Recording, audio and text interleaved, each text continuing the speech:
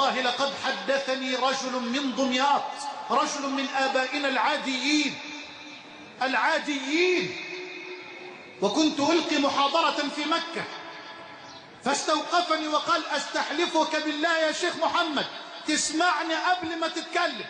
قلت له: اتفضل يا ولدي، تعالى اجلس والناس بين يديك. قلت: اتفضل أسمع الناس، تكلم. قال: والله يا ابني كنت رجلا مصابا بشلل نصفي كامل، أسأل الله أن يشفي مرضانا ومرضى المسلمين. قال: وسافرت إلى لندن وإلى أمريكا ولم يقدر الله لي الشفاء، وأنا أجلس على كرسي هذا منذ سنوات، أجلس على الكرسي منذ سنوات. قال: وفي يوم يفتح أولاد التلفزيون فأشاهد الناس يكبرون ويستعدون لحج بيت الله الحرام، ورأيت هذه الصور التي تنقل صور الطائفين حول الكعبة. قال: فبكيت وقلت لأولادي: يا أولاد. قالوا: نعم يابا.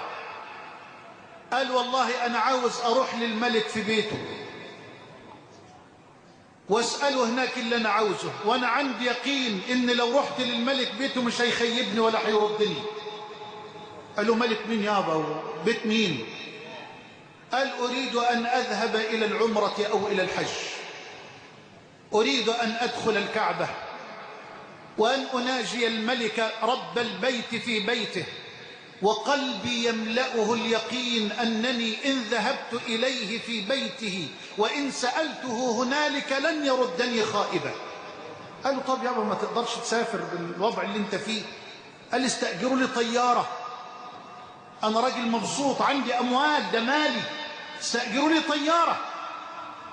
سفروني بأي شكل سفروه. يقسم لي بالله، يقول لي: والله يا شيخ محمد دخلوني الكعبة، دخلوني بيت الله الحرام على الكرسي. قلت لهم: نزلوني في الصحن، صحن الطواف حوالين الكعبة، وفي جنب كده سيبوني وتوكلوا على الله،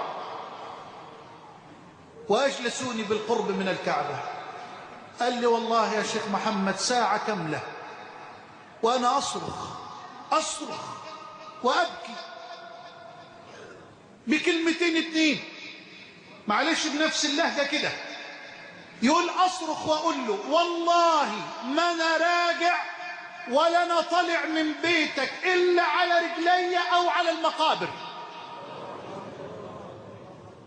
والله لن أخرج من بيتك إلا على قدمي أو حتى تقبض روحي هنا لأخرج إلى المقابر، والله ما أنا طالع إلا على رجلي أو على المقابر. يصرخ وينادي بيقين عجيب. يقول: ساعة ما عنديش إلا الكلمتين دول، وأبكي وأناجيه وأقول له: أنا في بيتك سبحانه وتعالى. يقول: صدعت، تعبت من البكاء، فركنت على إيد الكرسي ونمت شوية، خدتني سنة من النوم. يقول لي: وأنا نايم رأيت رؤية في هذه الإغفاء، وسمعت هاتفا ينادي علي بصوت مرتفع وبيقول لي: قوم امشي، قوم امشي. مرة تانية، مرة ثالثة: قوم امشي. صرخ: قوم امشي. قال: فاستيقظت، فقمت امشي. مشيت حتى اتجهت إلى باب الكعبة وتذكرت شللي، فظللت أصرخ وأقول: يا ملك يا ملك، والله ما خيبت من لجأ إليك وفوض أمره إليك. رجل عادي، لا أقول عالما ولا وليا، بل رجل عادي، مسلم عادي، امتلأ قلبه باليقين في الملك العلي أنه إن سأله بصدق ويقين لن يخيبه. والله لو أذنت لهذا الجمع الكريم المبارك بين يدي الآن وقلت فليكن كل والد من آبائنا الكرام وكل أخ من إخواننا الأفاضل ليحدثنا الآن عن موقف واحد لجأ فيه إلى الله بصدق فجبره مولاه.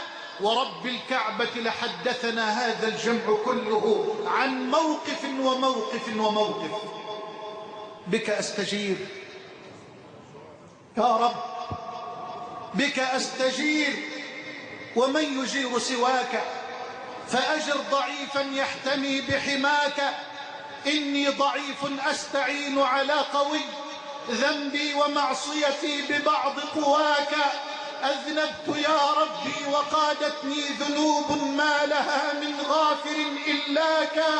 دنياي غرتني وعفوك شدني، ما حيلتي في هذه أو ذاك. لو أن قلبي شك لم يك مؤمنا بكريم عفوك ما غوى وعصاك.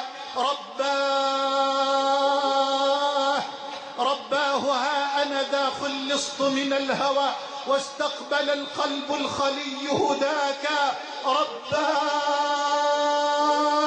رباه قلب تائب ناجاك، أترده وترد صادق توبتي؟ حاشاك ترفض تائبا حاشاك. فليرضى عني الناس أو فليسخطوا، أنا لم أعد أسعى لغير رضاك. حياة الفرح بالله، حياة الثقة في الله، حياة الأنس بالله، حياة الرضا عن الله، وحياة الرضا بالله. فمن رضي بالله ربا رضيه الله له عبدا، ومن رضيه الله له عبدا أسعده في الدنيا ونجاه في الآخرة.